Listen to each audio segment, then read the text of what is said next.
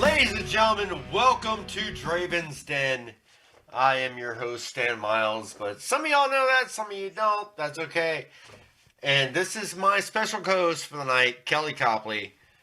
And we have a most wonderful, wonderful guest tonight that I have been kind of bragging about a little bit.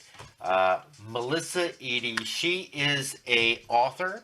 She is also a special effects graphics artist. Makeup artist. My bad. I keep flipping that. But makeup artist. She went to school in LA with some of the finest people you can ever imagine. Sorry, being dumb. Anyway, Merry Christmas and Happy freaking New Year! Because I won't get to say that before next year. Melissa. Hi. And she's a dancer. We haven't gotten to that point of the show yet. I wear many hats. You do. Yes. This lovely young lady, she, just to give you guys, kind of a, intro. So Melissa is literally the spirit of why I do this show.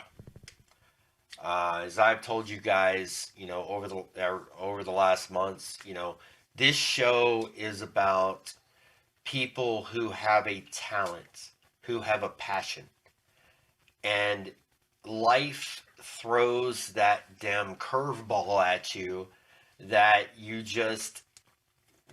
can't duck, you can't swerve, and it just smacks you right in the face, right? Well, Melissa took that snowball right in the face, and what she did was change her perspective a little bit into another passion that she had already had, and then she twisted that around in like some Kobayashi Maru and made it into an inspiring story. She wrote a book. She went to a school that some people only dream about going. Wow, this is like the Christmas story, Miracle on 62nd Street. Sorry, I can't remember the name of the movie. 34th. Miracle on 34th Street. This is the Christmas story. But the reason why she twisted. Enlighten us, Kelly. Enlighten us. Why did she twist it? Because she's a 2-time cancer survivor. I hadn't gotten to that point yet. Just saying. Okay, remind me to... Yeah. Kelly. Anyway, guys, there's a fabulous story. My point being, there's a fabulous story that's going to be told tonight. And I was trying to tell it eloquently. That's a 5-letter word. Yeah, it's a 5-letter word. All right. So anyway, so allow me to introduce to you the magnificent, the wonderful, the barbarian of life, the warrior, Melissa Edie. Hi, Melissa. How are you doing? Hi, Stan. That was very sweet. I told you guys earlier I wasn't going to cry, but that did choke me up a little bit. Oh my God. I was trying to give you a great intro, but... That was very sweet. And I keep wanting to look at you on the screen, but I'm like, people are going to keep seeing me look this way. So I'm trying to look into the camera. It's okay because you're here, camera's there. It's okay. Thank you so much for having me. Seriously, I'm just humbled and honored to be on your show. Melissa, you did the work. Did I? You did the work. Yeah. Oh my God. Let's throw up our first image for tonight. Hey Eric, throw image number 1 up there.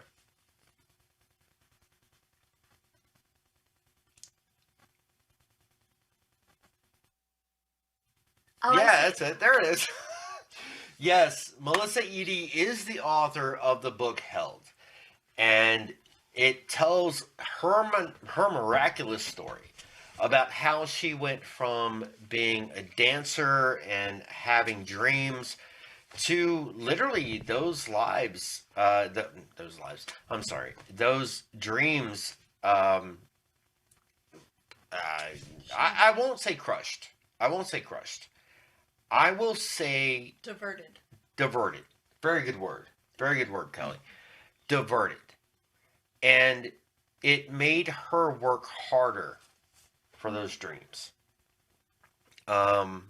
She wrote, there was many people that wanted her to put pen to paper and write that book. But, it's just like any of us. We have to take steps on our own time. Many people say, hey, you should do this, you should do that. But unless it's that time that you're comfortable with, it's not going to come out the way that you want it, Exactly. So when she wrote that book, it was her time to write it. And I implore every one of you, and before the end of the show tonight, we're going to tell you how to get that book. And you're going to learn a little bit more about that book. And it's going to inspire you to know that, man, barriers are nothing more than paper. You will get through it. So, okay. And I'm actually going to interrupt here. I don't think that her book is just for cancer survivors. I also think it's anyone going through mental illness or eating disorders or just angst. Yeah. With all the anxiety and everything going on, it's very much just kind of it's okay. Yes, this is tough right now, but you know what? You're going to make it through it. And we're going to be okay on the other side. And that's a hard message for some people, and it's also a very good message. Well, let's let the people find out more about the book before we give them the spoiler. Absolutely. Okay. All right, Melissa. Before we get into all of that awesome graphics artwork, which I'll cue those pictures in a minute. Special effects, makeup. I keep having the graphics artist stuck in my head. I'm sorry. I am so sorry. Maybe that will be the next thing I go into. We'll yes. Next. Yeah. But wait, there's more. Yeah, there is no holding you back. Yeah. The story's not over yet. Right, there you go. So, I think this is a more important question to ask you. Melissa, are you okay with telling the story from the beginning? Absolutely.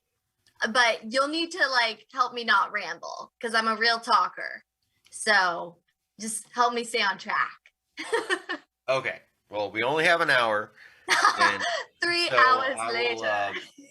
I will reel you in. Reel me in. If you see me start doing yes. We need a signal. Yeah, of course. It'd be like, yeah. You start seeing me doing that, okay. Okay. So, Melissa, you were, as a teenager, you were a dancer at a dance studio. Mm-hmm.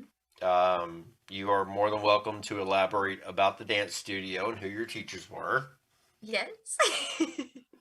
Tell us about that point. Yeah. So I started ballet. Specifically, I wanted to do ballet. I had seen my older sister doing ballet, and I just knew that is what I wanted to do. That's what I wanted to pursue as a 7-year-old. I was like, I want to be a ballerina and I want to be a pro. So I started ballet at 7, and it was the best thing I could have ever done as a 7-year-old. And growing up in it, I did it until I was 16, but that's jumping forward. But I just really, I mean, Kelly can identify with this. It kind of becomes your identity. It becomes your label. When I would meet people, it was in the conversation immediately. I was like, I'm a dancer. I do ballet. I do point. I've done point for 4 years. You know, you kind of, it becomes your conversation. It becomes everything you are.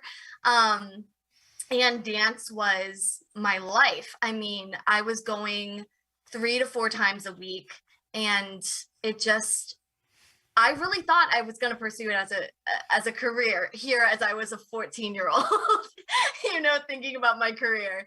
And I got to use dance in a lot of different aspects.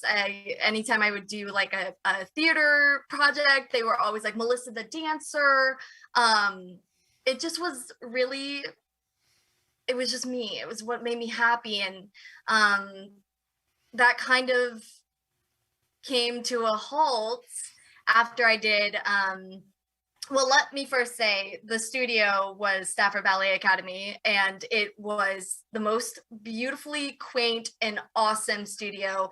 Everyone was so close because we were all very tight knit in this little studio, and Kelly actually was one of our teachers. And I remember wanting so badly to make her proud because she was just super like, this is how you want to look if you're a dancer. This is how you want to be if you're a dancer. She was always so hard on us, but I always wanted to just like make her happy. And when we were talking earlier and she was telling me how proud she was, and I wanted to cry because it was just like something I always wanted.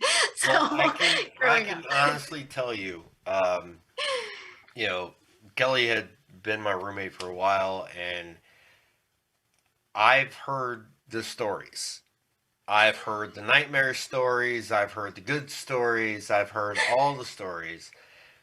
And Melissa, she is genuinely, I mean, this person don't get emotional, okay? She doesn't.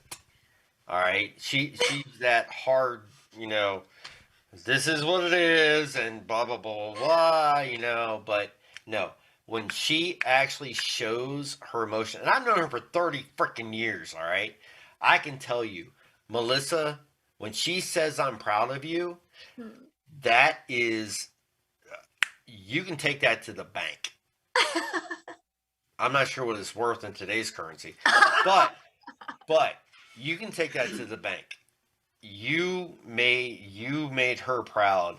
I know how hard-nosed ballet teachers have to be in order to show structure and balance and so forth. So yeah, you done good, kid. You done real good. But that being said, also, I wasn't her only teacher. Mrs. Keg, who is the owner of the studio, who we all bow down to. Yes. We're not worthy. We're not worthy. It really is. We are not worthy. I have been with Miss Keg now. I've been teaching now for about 30 years. Believe it or not, on and off for about 30 years. It's not about you. But however, I started with Miss Keg in 1979. That's crazy. When she first Kelly, came to Virginia, and we'll interview you later.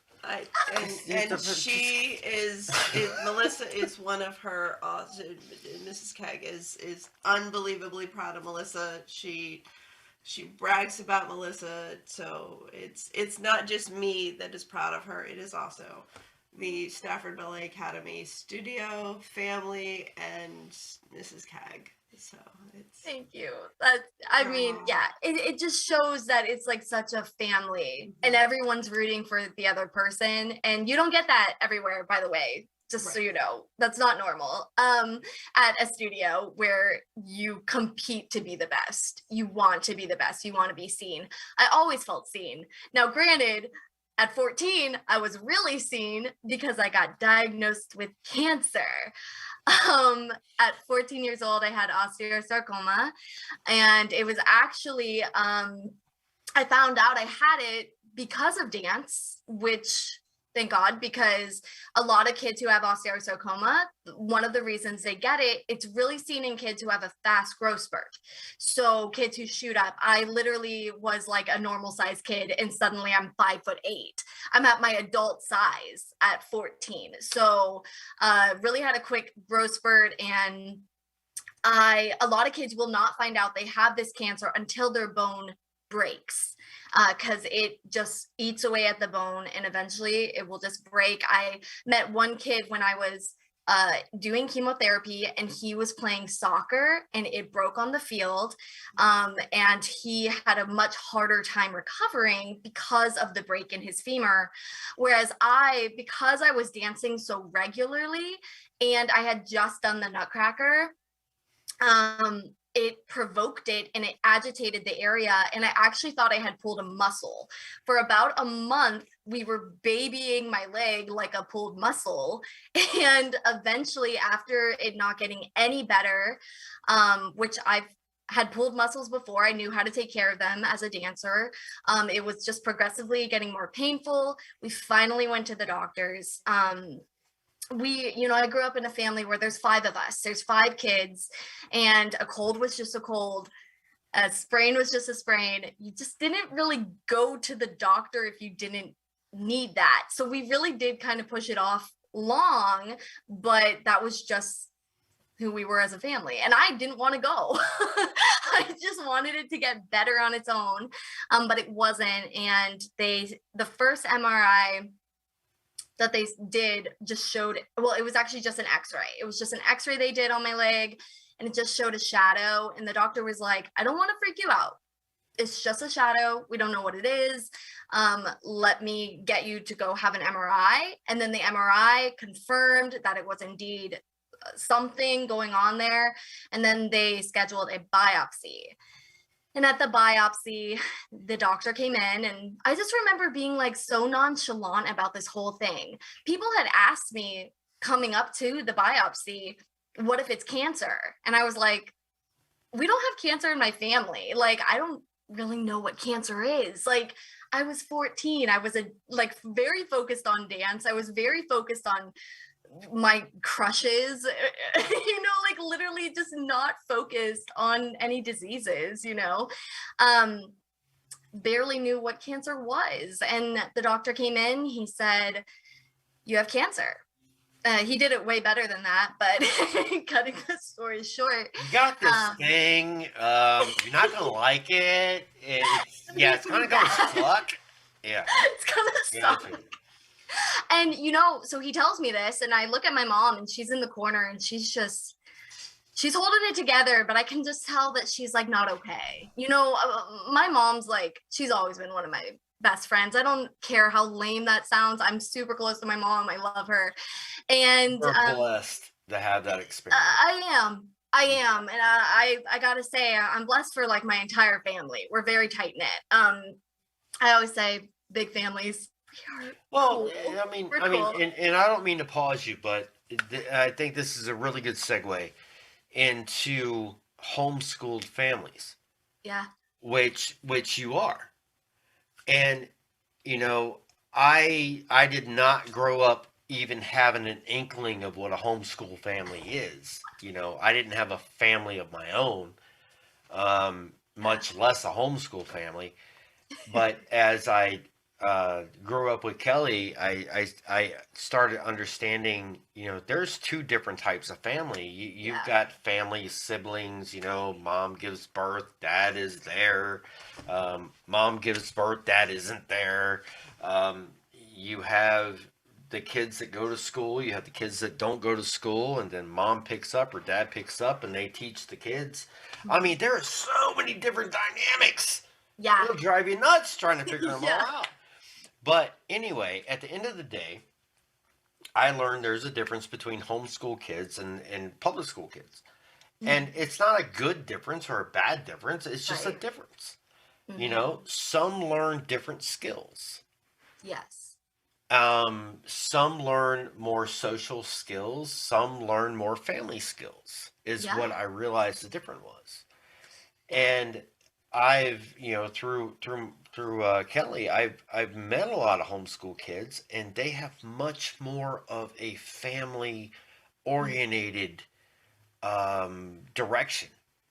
They're so much closer because they wake up with their family, they school with their family, they do chores with their family, they go to sleep with their family.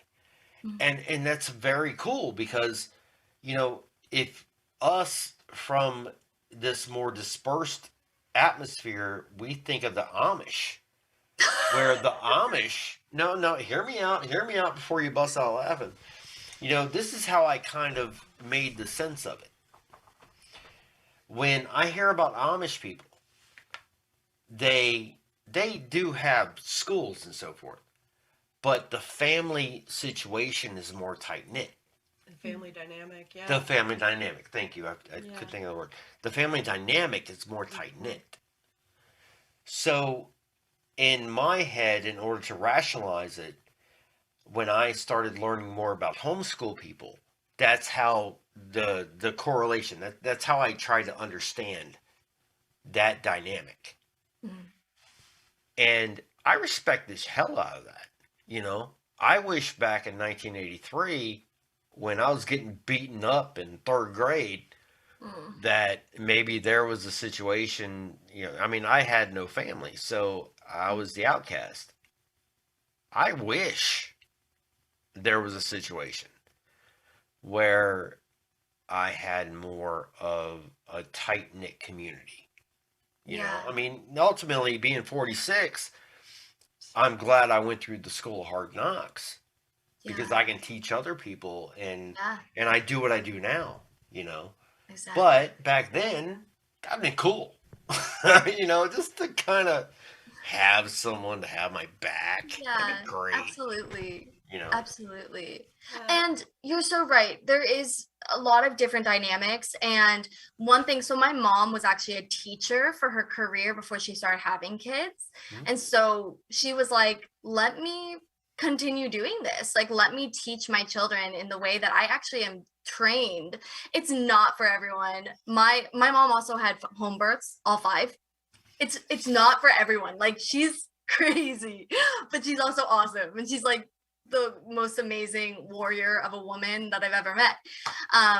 But Xena warrior princess. she's a warrior princess. She really is. And it's 3 boys, 2 girls. Yes. Yep. Yeah. She got overpowered by the boys, but she always made sure, her and my dad, what they didn't want to happen was that we weren't social. Like, she wanted us to know how to interact with people because she understood we're gonna be home like 8 hours of the day, like 8 to 12 hours a day. We're gonna be home, like, just around the family. And yes, it was great. I mean, I fought with my siblings. I was no saint, but we did have a nice little bond. But at the same time, it was like nice to also be thrown into social things like dance. My brothers did baseball.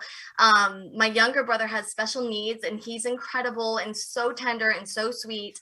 And he has his own activities that he's done, so we were always put into social experiences. And I'm really thankful that my parents were like, hey, we do want to do things a little different than most of the people that you'll meet. They're going to go to public school.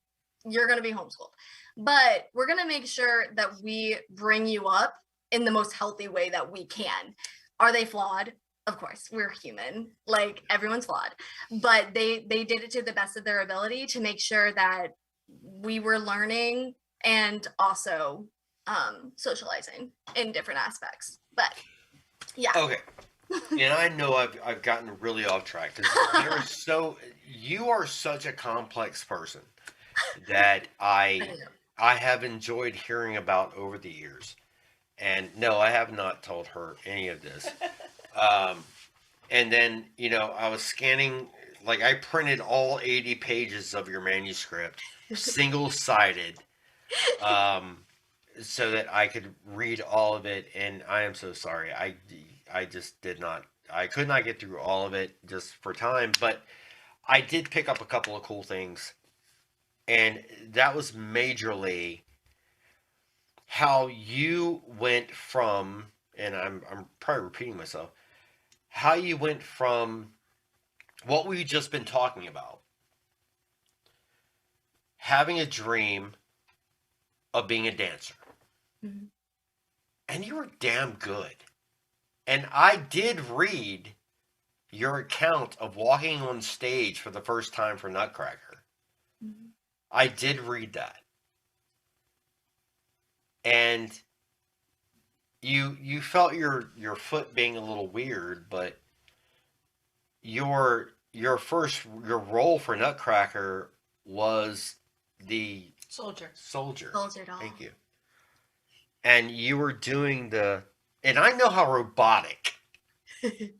Yeah, because I've seen that. I watched that show over and over again, and I've edited that show. Like I said, I have literally spent hours editing that show. It was like 3 hours long. I spent 8 hours editing that thing. But you went from that, and then when you had that situation of your leg was getting worse and worse and worse and worse. Okay. And you talked a little bit about that. So when you finally got that diagnosis, and forgive me, I'm going to ask the hard question. Do it. What was the initial thought that went through your head when that doctor said, you have a cancer? Mhm. Now, I'm sorry. You are literally the first person, and I have known a lot of people with cancer, and it's never been in the leg. Mm. Never. Mm-hmm. I literally am very close friends with someone right now with Stage 4. Yeah. It's hard for you. and But it wasn't initially. there will come a point yeah. where I'm going to have to say goodbye. Yeah. It's guaranteed. Yeah. It wasn't initially in your leg, though, was it? It was in my feet. Yeah, it always was in her your leg. Yeah. It was always in your leg. Okay. That is one thing I've never ever heard of. So what, that being so rare, how did you manage to compute that in your head? So, like I was saying, I really didn't know what cancer really was. I knew it was bad. But when he said cancer, I was like, okay, I'm sick. This is clearly a problem. Like, it's hurting me. Like, my leg hurts. And then he kind of went through what we would do. He was like, we're going to get you into chemotherapy immediately. And then as he was going through, like, what to expect, he was like, you're going to get really sick. You're going to get really sick all the time. You're going to be throwing up. And then he goes, and you're going to lose your hair. And the moment he said that, I could very much relate to that. And I could very much realize that I was a awkward 14-year-old with braces and acne. And my hair was kind of what I took pride in. Out of all my insecurities, I was like, I have great hair, And he said, Yeah, I've said that. I feel like it came back fine, but I was gonna say, you're okay. And now I never want to cut it because I'm like, no. But that was my reaction. I was so focused on, oh my gosh, I'm gonna lose my hair. And then as time went on and I started chemotherapy, I was really sick. It was hitting me. They were telling me that it was hitting me way harder than a lot of kids, but who's to say? But I was just consistently throwing up. I couldn't keep anything down. And if I wasn't craving it, I wasn't hungry. So I was eating really weird stuff during chemotherapy because it was all I could want to eat, but then it would immediately come back up.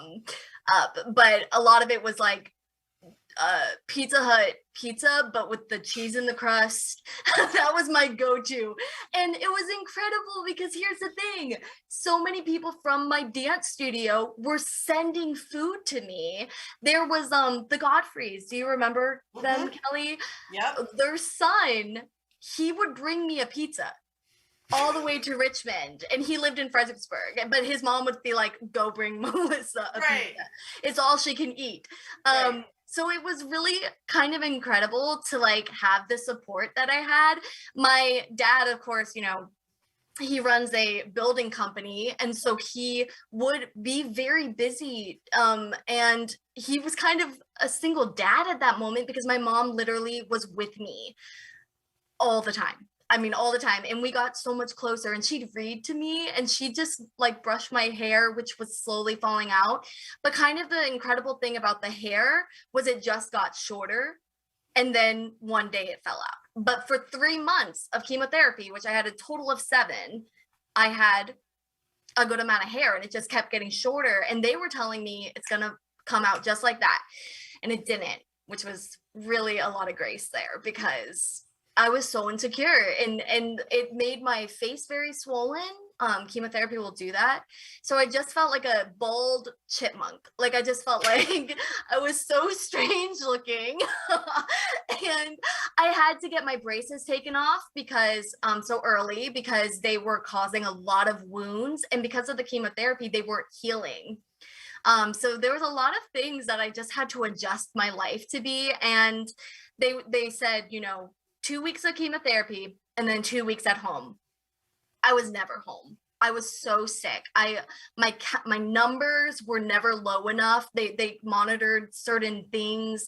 They were never okay for me to go home. I constantly had a minor fever. And I went from being 145 pounds to 98 pounds in just 6 months. And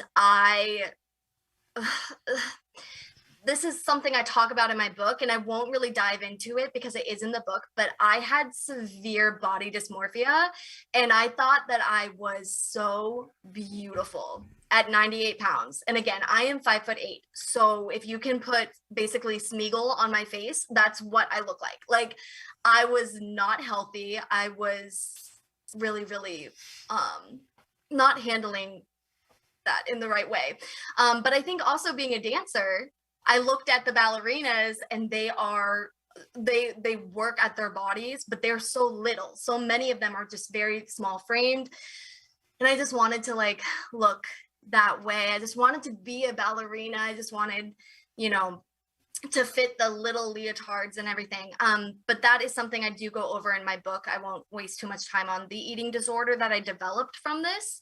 But yes, so 7 months of chemotherapy, and it, you know, it was a very hard time because I was so sick, and one of the chemotherapies actually affected my heart, and I almost died because my heart was so poorly impacted.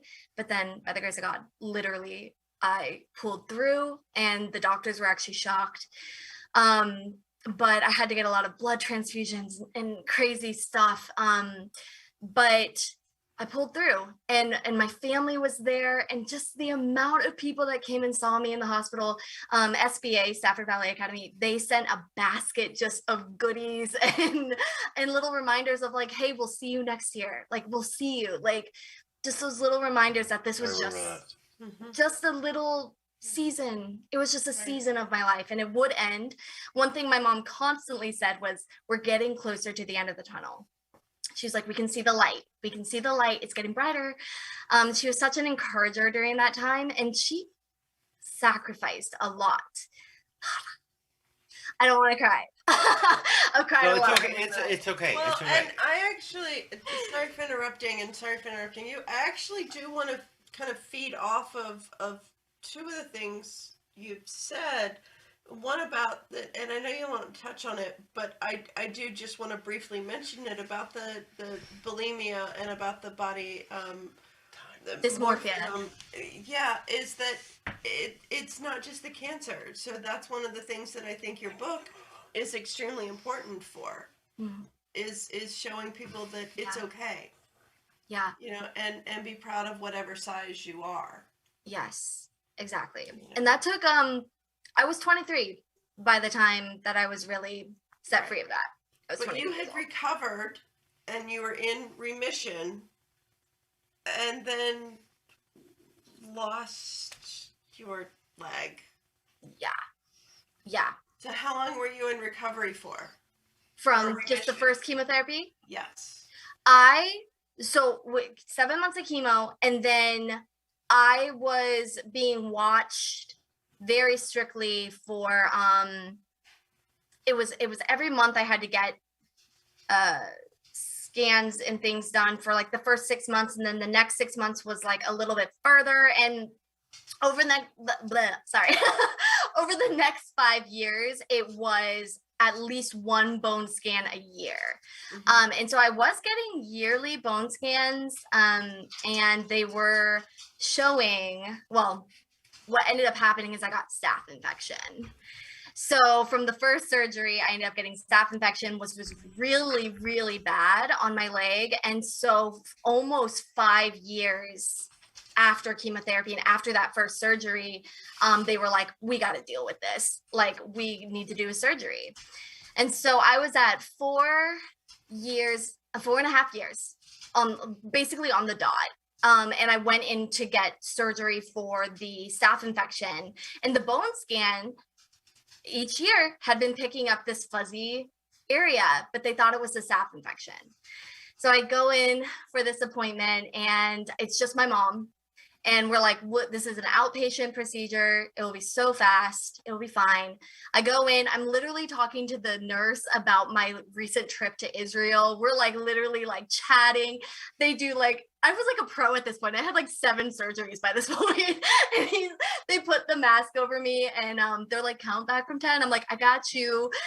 And I'm like counting back, and I wake up, and the entire room is filled with my family. And I'm like, hello, like, what are you guys doing here? Like, why? Like, I'm coming home tonight, and my dad's standing right beside me, and he just goes, hey, and he starts getting choked up immediately. And one thing about my dad, he is not a crier. None of my brothers are a crier. They're very like inward about their emotions, and I've only seen him cry twice in my entire life. And so he's getting choked up, and I'm thinking, I'm dying. Like, my whole family's here. I'm dead. Like, I must like not be okay. Something must have happened.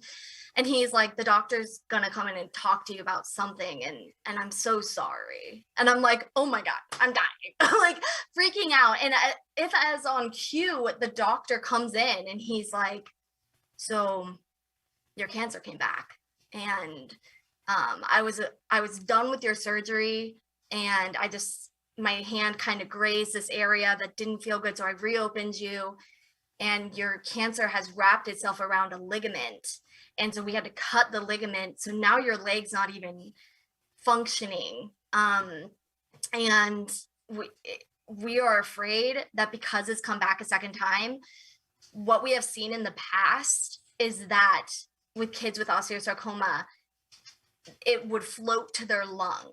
And so once you have lung cancer, there's really nothing we can do for you. So what we need to do, our plan of action, is we have to amputate your leg. And when he said that, it was like the room spun and it went dark. I do not know if I blacked out or if the trauma has blacked it out for me, but I was broken in that moment. I mean, just the fact that I wasn't going to be able to dance anymore. I mean, honestly, that was my biggest thing. I was like, you can't take away dancing. You can't take away everything that's made me who I am today. I was 19 at this point in my life, and that's what I wanted to do as a career. I wanted to pursue dance. And so I woke up that night. They basically said that we needed to do the surgery the next day.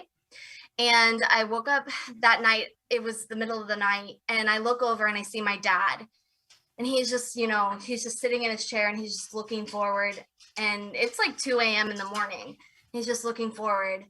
And we acknowledge each other and we just sit there just kind of staring off into nothing.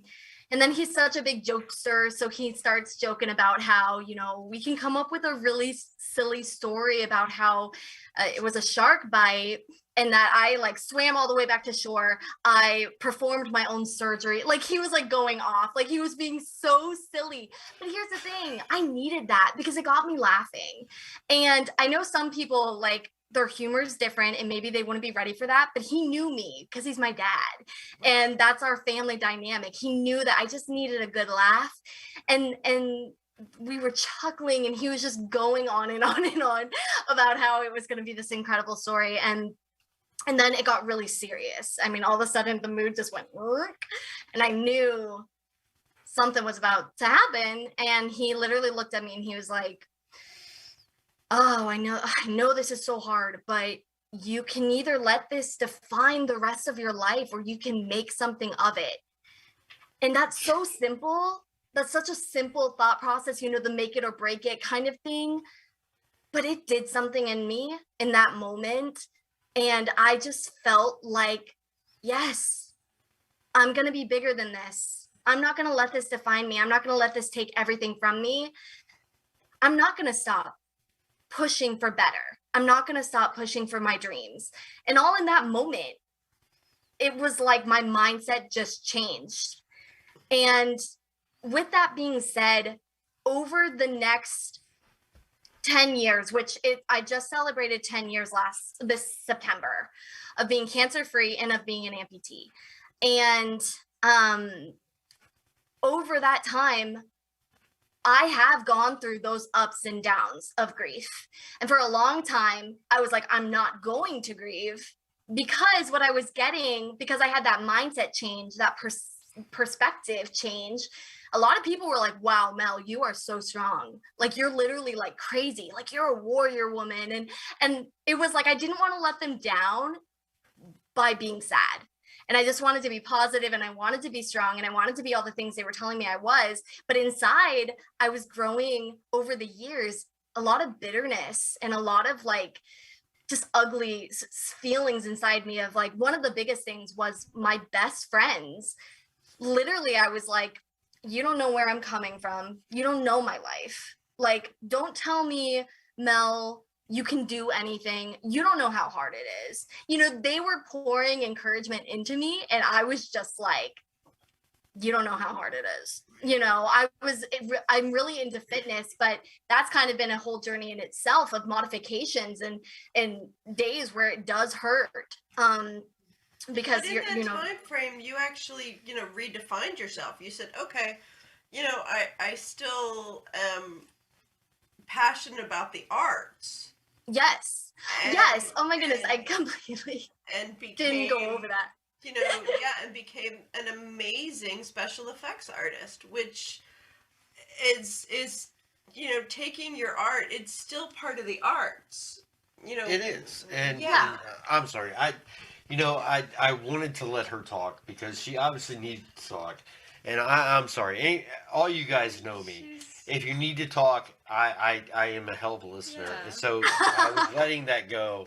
But she's taken it. But and she's become an amazing. Yeah, no, she definitely has. And that's the next point I wanted to make was that, I mean, you took one of the worst possible scenarios. I mean, even one I'd never heard of. And I mean, I've heard of cancers. I know a lot of friends going through cancer, whether it's breast cancer or abdominal cancer and so forth and so on. I have never once heard of that particular cancer. But you not only took this weird off-the-wall cancer and woke up and said, you know what, F you and F you and F you too, I'm going to do something even cooler and make really cool special effects. Eric, roll that beautiful bean footage. Oh, please don't tell me you went to the bathroom. Yeah, right there. Right there. You see that her beautiful face above it, she recreated her own face below her. That's not even the really cool sci-fi one that, oh my God. That one. Oh my God, that is gorgeous. It's just beautiful. What was your inspiration for that? So, something that ended up happening back in 2019 was I did get to go to this incredible school, cinema makeup school out in LA. And I lived out in LA for 8 months. And so one of the classes was creature design. And the instructor, oh my goodness, such a talented guy. What's his name? It's Jared. I want to make sure I say his last name correctly, because Was he French? let me just, No, was he French? No, it's just that No one can speak a French name, right? Why is he not popping up? Jarrett Fajardo. Maybe it is French. Oh, that's Italian. Fajardo. I just wanted to make sure I did not butcher his last name because he would hate that. But yeah, he was our instructor, and and you guys should look him up. Honestly, look it up. That was my teacher. Like I'm so like honored that was my teacher. But he talked to us about like when you. Hey Eric, can you put that last picture up into the top right corner or left, whatever? I want them to see that while she's talking about it. Yeah, the piece she's talking. Yeah, that one. Can you pull that up to the? Oh my God, it's beautiful. Yeah. Thank you. I had so much fun creating this. And basically the whole class was about getting your inspiration from different textures or different animals or mine was a sea creature. So I just looked at the coral reefs, and that was where I got my inspiration for her. And I knew right away I wanted to do massive ears. So that was really fun. But yeah, I got to go to this incredible school that a lot of people don't get to go to, and it was an honor, and it's set my career ahead of me. It's set my new, I guess you could say, purpose, and I can't believe I get to do what I love as a career. That's all I can say. Like I just want to like encourage anyone who's listening that if you're one of those people who are like, I just need to like survive, stop living that way, because it is possible to do what you love and make money. It is totally possible. You know what? And you just just have to pursue it. Fist bump. You just have to. Fist bump. Boom. That's the point. You just gotta one of my biggest things, and I talk about this in the book, is rejection and the fear of it that I've struggled with my entire life. But one thing, LA taught me was rejection's gonna happen, but literally like that, it's just that one person that you need to meet to just completely take off. So don't be afraid of the rejection. It will actually make you stronger. So I just want to say that to anyone who's listening, because here I am. I actually do get to do what I love. And you worked on a movie in March? Yes, I worked on a short film, and it was so fun because the director just wanted to do something with her friends, and she invested a lot into it to make it actually solid, and it hasn't come out yet, but it's gonna be so good to see. I got to do an allergic reaction, and she wanted it to be like really subtle at first, and then the lips grew, and then the whole eye is swollen shut. It was so fun. I got to literally take a guy's eyebrows away with special effects. There's so many things you can do. And it's not always the sci-fi stuff, but when I get to do something beautiful like that, then I'm just yeah. And you said that you on the when we were talking earlier, that you've got something coming up in January. You can't tell us what it is. I can't, but it's gonna be big. It's gonna be awesome. I'm really encouraged. It's someone who's very, very inspired to do something incredible, and I'm just honored to be a part of it. He asked me to be the head of the department for makeup artistry, and I was like, wow. Now that I didn't hear. Ladies and gentlemen, Yes. this young lady deserves a round of applause. Absolutely. Yes. Thank you. So, Melissa, you went from that trauma, and then you went head first to following another dream, Mhm. and you, I mean, all of this strength came from somewhere. And I know, where everybody says their strength comes from, where did your strength honestly come from? Because Yeah. I know I went through hell in my life. People have gone through hell in different categories, and we all find our different motivations. Yeah. What was your Inner motivation. trying to Yeah, kind of the inner motivation and yeah, I'm trying to phrase this right. What was that engine that you knew constantly had fuel that would get you through every wall, every barrier? What was it for you? Well, let me just start with, I think it was a couple things, but the first thing would absolutely be the backbone support of my family, my friends, our church congregation. Literally, there were people fighting for me when I wasn't able to fight for myself. They were my backbone, and they were just, I know not everyone has that kind of support. And so it's sometimes hard for me to talk about it because I don't want anyone to feel like, oh, well, I don't have that, so I guess I'm not going to get that breakthrough.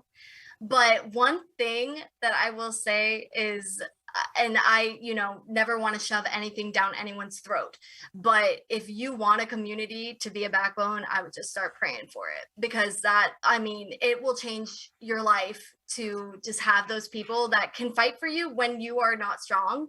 And when I had those moments of like big doubt and just insecurity, like my friends were the first people to bring me back. And I'll never forget, like, I was going through some really hard stuff, and I was in a really dark mindset, and my best friends called me out, and they were just like, what's going on? Instead of them being like, oh, just let her have her space. We don't understand what she's going through, so we're not going to say anything because we don't want to like hurt her feelings. They were bold enough to like approach me about it and be like, you're acting broken and you're not broken. Like, what's going on in your mind? And we were able to have this super vulnerable and raw conversation together. And so that got me through so much of like those days that I just wanted to turn in. And I just wanted to be like, I'm nothing. Like, I'm worthless. My poor boyfriend, like, I've literally had a couple conversations with him. I'm like, why do you like me? I'm an amputee. And he's like, like, why are you talking that way? Like, I don't see you for that. That's not your label, So having people reminding you that you're not broken, that you're not a label that you've put on yourself or other people are putting on you, that you can break out of that dark tunnel. But I just also think knowing at the end of the day that there were other people out there that were going through, if not the same thing, something similar or something completely different, but that has to deal with like a great traumatic experience and loss and heartbreak and your entire world crashing around you. Like, I knew that I couldn't be selfish and just keep everything that I've learned to myself. And that's why I wrote the book. And actually I had this opportunity to write it 9 years ago, but I was 19 years old. 10 years ago at this point. I was 19. I just lost my leg. I was in a really positive headspace. And, but over time, I learned way, way more. And I just didn't want to keep that to myself. So that really drove me.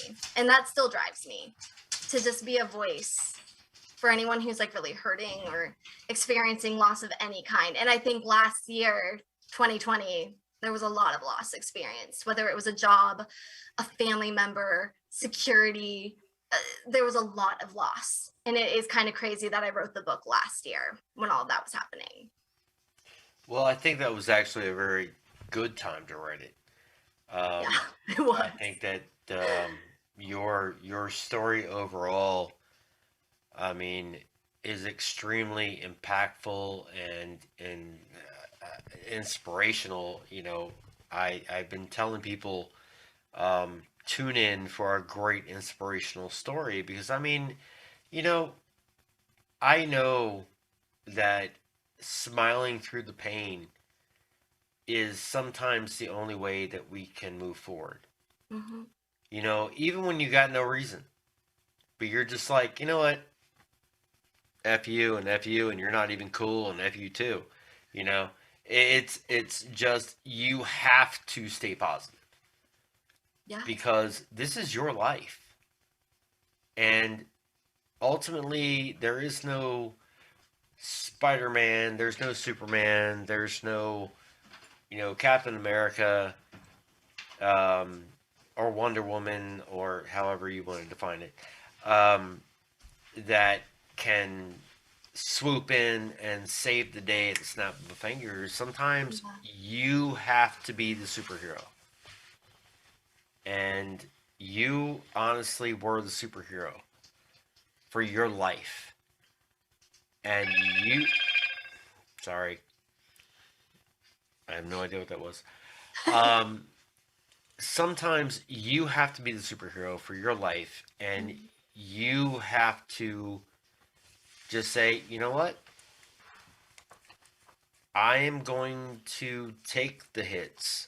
I'm going to take the punches and I'm going to roll with them, and I'm going to show that I can overcome that barrier and that obstacle.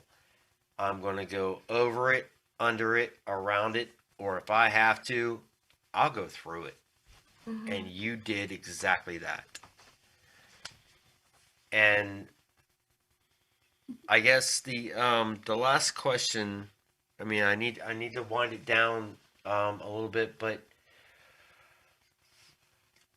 so you went from dancer to superhero to special effects makeup artist. What's your next what's your next adventure?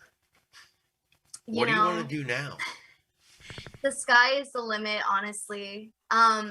Right now, my focus really is on makeup artistry. I just love it, and I also really am quite into fitness, and it's a passion of mine to do more with that. Because I think there's a lot of people with disabilities that kind of quit. Um, Thinking that they can have any form of a healthy and fit life because there's no one really out there who modifies for us. I've pretty much had to modify everything on my own. Um, Ha! It happened to you too. I know. It's like, no, I thought I turned that off. It was an alarm.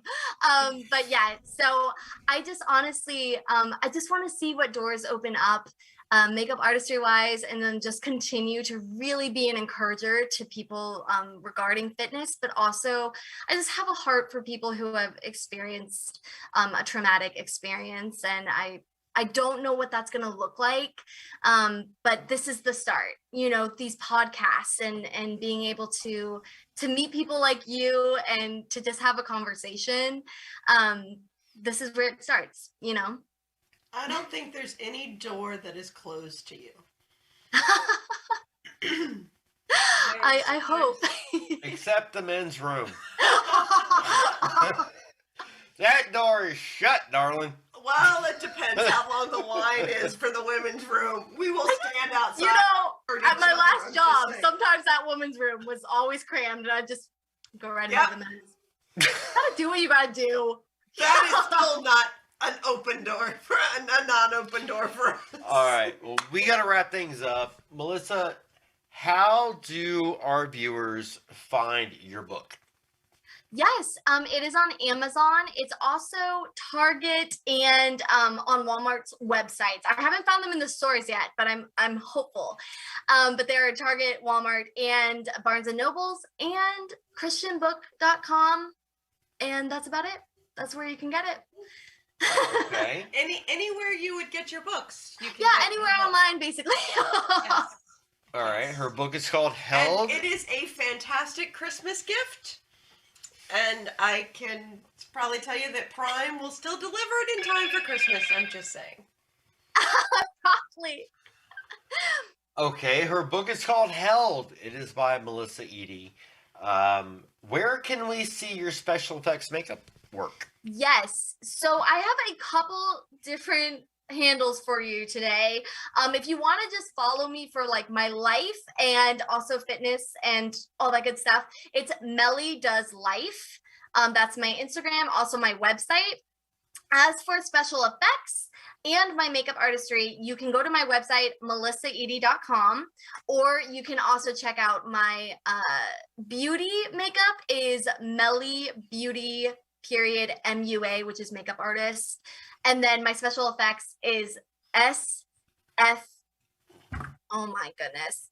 Just go to my beauty one and then it's How about you post all of that? Just send me the message with all the links. I will repost that on a Draven's Den. Awesome.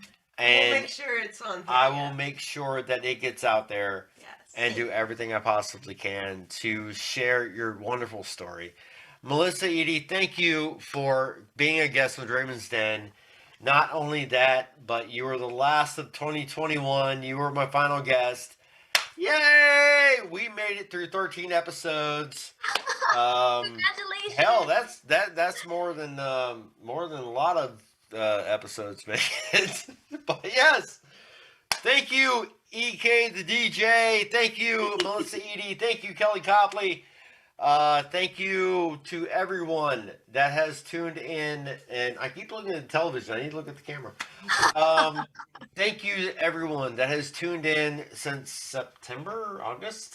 Yeah, give or take. Yeah, give or take. Yeah. Thank you for Ish. all of dealing with all of my technical issues, but I honestly, guys, the point of this show is inspiration. It's coming through all the crap that life deals to you, whether it's technical issues or family issues or you know what, Mental. physical, mental. Mm-hmm. There is another side to it, but you're gonna have to kick ass and take names to get there.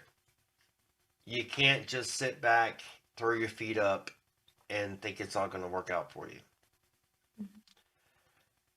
I'd like to give a shout out to everyone who didn't make it to this Christmas.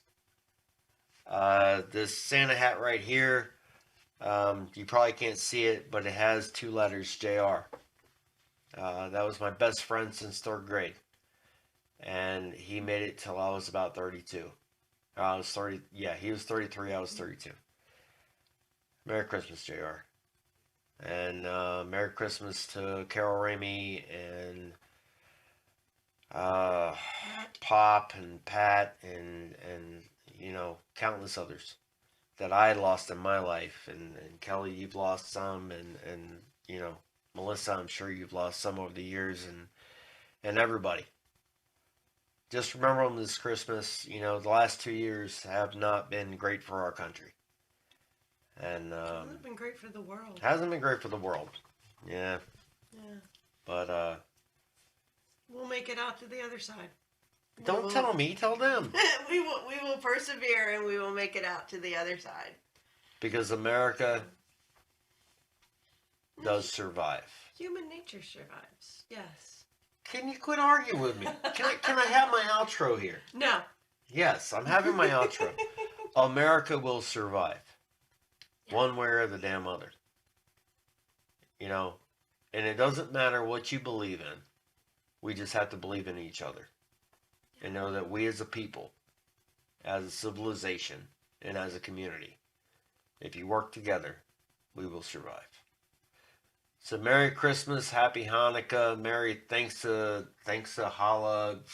What is that? What is that song? Happy freaking holidays, all right? And long live Iron Maiden. Melissa, thank you so much. And Merry Christmas to you. I know you're Christian, so I can say Merry Christmas to you. Yes, you And can. you keep doing what you're doing. Never quit, never surrender. You'll see me go places. I'll see you go places. I'll see Kelly go places. We're going places. Hey, Yes. when you get the Emmy or the Rexy or the Whoozy or the Whatsy, Right. The Hoosie. just make sure I get a table in the back so I can stand up and go, rock on! Absolutely. Pinky So- promise. Yes. So from the Stafford Ballet Academy. Yes. Yes, the family, the Stafford Love you Ballet guys. Academy family. We still love you. So we I always love love you you. guys. And from this nut, you know. Thank you so much for coming on, Melissa. Thank you. Thank you so You- much. You are truly inspirational, and never quit doing what you're doing. And to next year. Until next year. Until next Ladies and gentlemen, until next year, keep on keeping on. Take us out, Eric.